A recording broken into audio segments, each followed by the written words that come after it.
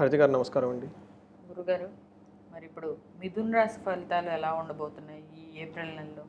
అందరూ ఎదురు చూసినట్టుగానే మిథున రాశి వాళ్ళకి చాలామంది ఈ సంవత్సరం బాగుండబోతుంది అని చెప్తా ఉన్నారు. మరి ఏప్రిల్ నెలలో ఎలా ఉండబోతుంది వీళ్ళకి? సో మిథున రాశి కనుక మనం ఫస్ట్ చూసుకుంటే ఇందులో మృగశిర 3, 4 పాదాలు, ఆరుద్ర ఫుల్ నక్షత్రం 1, 2, 3, 4 పాదాలు అంత ఇందులోనే ఉంటాయి. పునర్వసు 1, 2, 3 పాదాలంతా మనకి మిథున రాశిలో ఉంటాయి.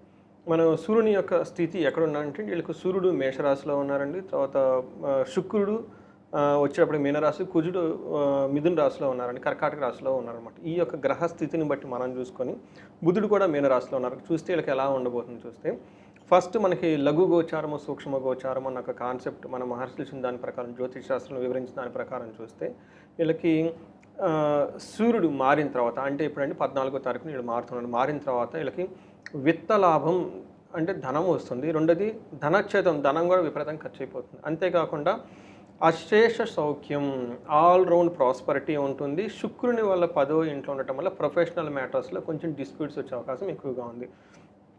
అంటే మనం కనుక చూసుకుంటే ఒక్క శుక్రుడు వీళ్ళకి సరిగ్గా యోగ్యతని ఇవ్వట్లేదు, మిగతా గ్రహాలన్నీ చక్కగా యోగ్యతని ఇస్తూ ఉన్నాయి. ఇంకొకటి ఏమంటే గురువుకి వీళ్ళకి విపరీత వేద ఉండటం వల్ల ఈ టైంలో అంతకుముందు వాళ్ళకి ధనానికి లేకుండా ఏదైనా ఇబ్బంది పడిపోతూ ఉంటే విపరీతంగా ధనలాభం వచ్చేస్తుంది. అంటే వీళ్ళకి ధనలాభము సూర్యుని వల్ల వచ్చి గురువుకు వల్ల విపరీతంగా ధనం ఖర్చు అవుతుంది.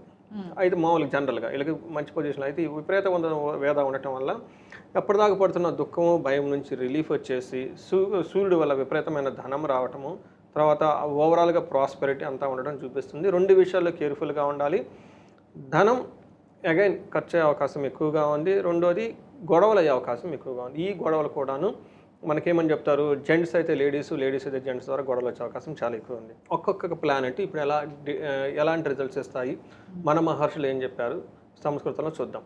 వీళ్ళకి సూర్యుడు వచ్చేటప్పటికి 11వ ఇంట్లో ఉండటం వల్ల ఏమవుతుందంటే వీళ్ళకి సూర్యుడు 11వ ఇంట్లో చాలా యోగ్యతను ఇస్తూ ఉంటారు. ఏ విధంగా అంటే అర్ధచ్చ స్వకులాచార గృహే నిత్యోత్సవం శుభం నిత్యమాధుర్య భుక్తిచ్చ లాభే చ లాభే చైకాదశే రవి. 11వ ఇంట్లో కనుక రవి ఉంటే వీళ్ళకి చాలా బాగా కలిసి వస్తుంది. ఏ విధంగా అంట అర్థం విషయంలో స్వకులాచార అంటే వీళ్ళ ఫాదర్ చెప్పిన, వీళ్ళ గురువు గారు చెప్పిన అట్లాంటి విషయాలు ఏమైనా ఉంటే చక్కగా పాటిస్తూ ఉంటారు. వాళ్ళ మెంటార్స్ ఎవరైనా ఉంటే చక్కగా పాటిస్తుంటారు. గృహే నిత్యోత్సవం శుభం, చక్కగా గృహంలో మంచి మంచి హెల్తీగా ఉండే ఒక ఫంక్షన్స్ అవన్నీ జరిగే అవకాశం ఎక్కువగా ఉంటుంది.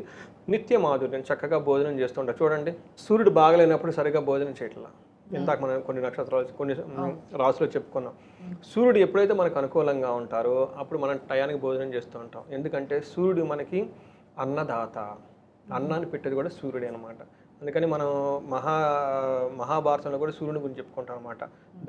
ధర్మరాజు దగ్గరికి వాళ్ళ సైన్యం వాళ్ళు అడవుల్లో ఉన్నప్పుడు వాళ్ళు చూడటానికి మునులు వాళ్ళు వస్తూ ఉన్నప్పుడు వాళ్ళకి అన్నం పెట్టడం పెద్ద ఛాలెంజింగ్ ఉండేదన్నమాట. అందుకని సూర్యుడిని ప్రార్థించడం వల్ల అక్షయ పాత్ర వచ్చి అక్షయ పాత్ర నుంచి అక్షయ పాత్రకు వచ్చిన వాళ్ళకంతా అన్నం పెడుతూ ఉంటారు. అందుకని సూర్యుడు అనుకూలంగా ఉంటే టయానికి భోజనం అన్నీ చేస్తూ ఉంటాం. సూర్యుడు అనుకూలంగా లేకపోతే ఉరుకులు పరుగులు పెట్టి భోజనం కూడా చేయం. అందుకని అయితే ఆ నలిఫై చేయడానికి టయానికి భోజనం చేయడం చాలా ఉత్తమం. ఇది చాలా చాలా చాలా ఇంపార్టెంట్ అనమాట. సో తర్వాత ఇలా చేస్తూ ఉంటే ఇంట్లో శుభకార్యము, తీపి వస్తువులు తినటం, ఉద్యోగ ప్రాప్తి, అంతకుముందు కనుక ఉద్యోగానికి ఏమైనా కనుక లేకపోతే ఉద్యోగం వచ్చే అవకాశం ఎక్కువగా ఉంటుంది. అయితే 5th హౌస్లో దృష్టి ఉండటం వల్ల వీళ్ళకి హయ్యర్ లెవెల్ ఆఫ్ డెసిషన్స్, మన స్ట్రాటజీస్ అంటాం కదా, వ్యూహాలు అలా కొంత పెద్ద పెద్ద పనులు చేయటం కన్ఫ్యూజన్ ఉండే అవకాశం ఎక్కువగా ఉంది. మనకి 2nd హౌస్లో కుజుడు ఉండటం వల్ల ఇది వీళ్ళకి అంత యోగ్యతను అయితే ఇవ్వదు.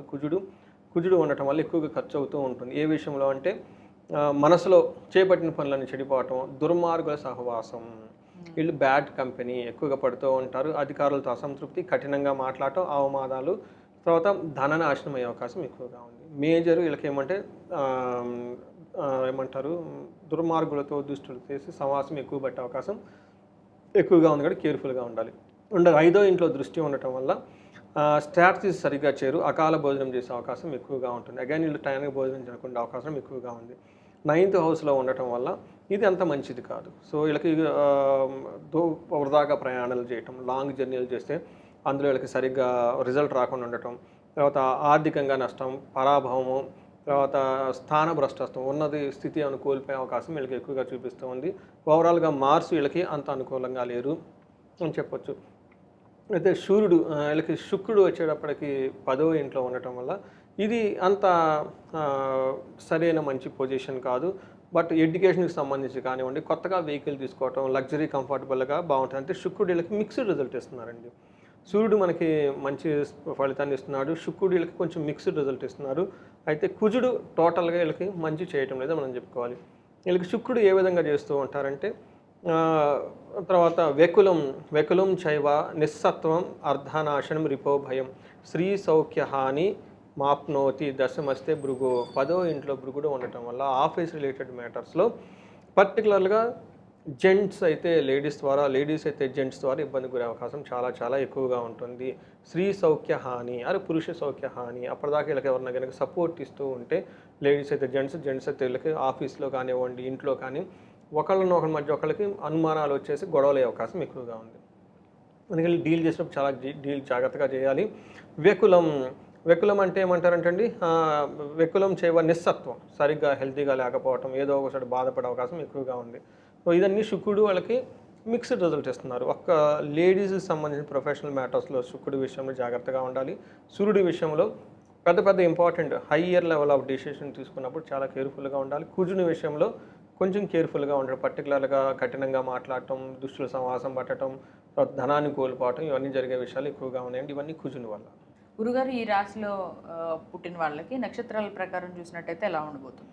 సో ఇందులో నక్షత్రాలు మృగశిర, ఆరుద్ర, పునర్వసు నక్షత్రాలు. అంటే మృగశిర నక్షత్రం వాళ్ళకి 2 విషయాల్లో పాజిటివ్గా ఉంటుంది, ఒక్క విషయంలో ఛాలెంజింగ్గా ఉంటుంది. ఎక్కడ పాజిటివ్ అంటే వస్త్ర లాభం ఉంటుంది, లాభప్రదంగా ఈ మంత్ అంతా ముగుస్తుంది. కానీ ఛాలెంజెస్ ఎక్కడ ఉంటాయంటే పరవాసము, ఫారిన్ వెళ్ళాలి అనుకున్న వాళ్ళకి, లేదంటే ఫారిన్ ట్రావెల్ చేయాలని ఉన్న వాళ్ళకి ఎక్కువగా అవకాశం ఉంటుంది. కలహం, గొడవలయ్యే అవకాశం ఎక్కువగా ఉంది. దేహపీడనము, కుజుని వల్ల కలహం వచ్చే అవకాశం ఎక్కువగా ఉంది. తర్వాత ఆరుద్ర నక్షత్రం వాళ్ళకి ఈ మంత్ అంతా దేహపీడనము, హెల్త్ కాంప్లికేషన్స్ ఉండే అవకాశం ఎక్కువగా ఉంటుంది. మరణము, కలహము, పరవాసము, వస్త్రలాభము అని చెప్తారనమాట.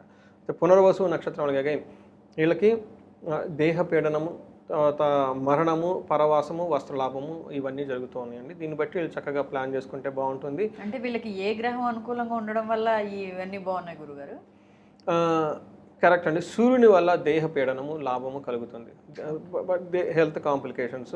తర్వాత వీళ్ళకి కుజుడు సరిగా లేడండి, మనం మొదటి నుంచి చెప్పుకుంటా ఉన్నాం. ఈ కుజుని వల్ల కలహం రావటం, గొడవ రావటము, మరణం జరిగే అవకాశం నెగిటివ్స్ ఉన్నాయంటే అవి కుజుడి వల్లే. మెర్క్యూరీ వల్ల పరవాసము, శుక్రుని వల్ల వస్త్రలాభం కనిపిస్తూ ఉంది. బట్ మేజర్గా వీళ్ళకి ఇబ్బంది పెట్టేది అంటే కుజుడు గ్రహం, కొంచెం జాగ్రత్తగా ఉండాలి. అయితే దీంతో పాటు మృగశిర నక్షత్రం వాళ్ళకి సుఖనాశనం అని చూపిస్తూ ఉందండి, లత్త ఉండటం వల్ల. పునర్వసు నక్షత్రం వాళ్ళకి దీర్ఘకాలికంగా ఉండే హెల్త్ కాంప్లికేషన్స్ వచ్చే అవకాశం ఎక్కువగా ఉంటుంది. బీపీ కానీ, షుగర్ కానీ ఇలాంటివన్నీ. అశ్విని, రేవతి నక్షత్రం వాళ్ళకి, పర్టికులర్ ఆరుద్ర నక్షత్రం వాళ్ళకి మానసిక అశాంతి ఎక్కువ ఉంటుంది. బ్లడ్ రిలేటెడ్ డిసీజ్ వచ్చే అవకాశం ఎక్కువగా ఉంటుందండి. ఇంతే. ఇవి మనకి కొంచెం కేర్ఫుల్గా పరిహారాలు తీసుకుంటే బాగుంటుంది. మరి ఈ నక్షత్రాల వాళ్ళు, ఈ రాశిలో పుట్టిన నక్షత్రాల వాళ్ళు కావచ్చు, ఈ రాశికి సంబంధించిన వాళ్ళు కావచ్చు, ఎలాంటి పరిహారాలు చేసుకుంటే వీళ్ళు కొంతవరకు ఆ పరిస్థితి నుంచి బయటపడతారు? సో ఇందులో ఫస్ట్ ఎక్కువగా పరిహారాలు చేసుకోవాల్సింది కుజుడికి సంబంధించండి. కుజునికి కందులు మనం కనుక దానం ఇవ్వటం చేయగలగాలి. 1 కేజీ కందులు మనం మంగళవారం రోజు ఇస్తూ ఉంటే బాగుంటుంది. కుజునికి ఇంకా మనకి అధిష్టాన చేత సుబ్రహ్మణ్యేశ్వర స్వామి, సుబ్రహ్మణ్య స్తోత్రం చదువుకున్న, సుబ్రహ్మణ్య భుజంగ స్తోత్రం అని ఉంటుందంటే ఇది చదువుకున్నా కానీ. అంటే మంగళవారం సుబ్రహ్మణ్య స్వామికి మామూలుగా అభిషేకాలు చేస్తూ ఉంటారు కొంతమంది, అది చేయొచ్చండి. అవి చేస్తున్నా చాలా బాగుంటుంది. వీటితో పాటు వీళ్ళకి అధికంగా గొడవలు కనుక ఎక్కువగా ఉంటే పాశుపతాభిషేకాలు చేయించుకోవాలి. తర్వాత లేదంటే రుద్రాభిషేకము ఇవి చేసుకుంటూ ఉంటే చాలా బాగుంటుంది. హెల్త్కి సంబంధించి సూర్యుడు భగవానికి మనకి ఏం చెప్తారంటే నమస్కారాలు, సూర్య నమస్కారం చేసుకోవటము, సూర్యుడికి ఆర్ఘ్యం చేయటము, తర్వాత ఆదిత్య హృదయ స్తోత్రం అని ఉంటుందండి. దీన్ని చక్కగా చేసుకుంటూ ఉంటే చాలా వరకు బాగుంటుంది. గాయత్రి మంత్రం, ఇవన్నీ సూర్యుడికి సంబంధించిన మంత్రాలండి. ఇవి చేసుకుంటూ ఉంటే చాలా బాగుంటుంది. అటు కుజుడికి మెయిన్ ఎక్కువగా కందులు దానం ఇచ్చి సుబ్రహ్మణ్యేశ్వర స్వామి గుడికి వెళ్ళటం ఇవి చేసుకుంటూ ఉండాలి. ఇంకా ప్రాబ్లం ఏదైనా వాళ్ళకి స్పెసిఫిక్గా ఎక్కువగా ఉంటే, భార్యాభర్తల మధ్య గొడవలు ఉంటాయి, వాటికి అన్యోన్య దాంపత్య పాశుపతం, కొంతమందికి డబ్బు రాకుండా ఎక్కువ ఇబ్బంది పెడుతూ ఉంటుంది, కుబేరు పాశుపతం, ఇవన్నీ చేసుకుంటే వాళ్ళకి ఏమంటే ఆ పాజిటివ్ ఎనర్జీ ఎక్కువ వేసి ఆ ఇంట్లో నెగిటివ్ ఎనర్జీ ఉంటే పోయి ధనం వచ్చే అవకాశం చాలా ఎక్కువగా ఉంటుంది అనమాట. రైట్ గురుగారు, థ్యాంక్ యూ, ధన్యవాదాలు. సో చూసారు కదండి, మిథున రాశి వాళ్ళకి ఎవరికైతే కొద్దిగా తీవ్రత ఎక్కువగా ఉంటుందో వాళ్ళు గురుగారు చెప్పినట్టుగానే పరిహారాలు పాటించాలనుకుంటే కనుక దానికి సంబంధించిన వివరాలు ఇంకా మీకు దానికి సంబంధించి వివరాలు కావాలంటే కనుక స్క్రీన్ మీద స్క్రోల్ అవుతున్న నెంబర్కి కాల్ చేస్తే గురుగారు ఇంకా మీకు డీటెయిల్గా ఎక్స్ప్లెయిన్ చేస్తారు. మీ పర్సనల్ జాతకాలు కూడా మీరు ఆయనతో చూపించుకోవచ్చు.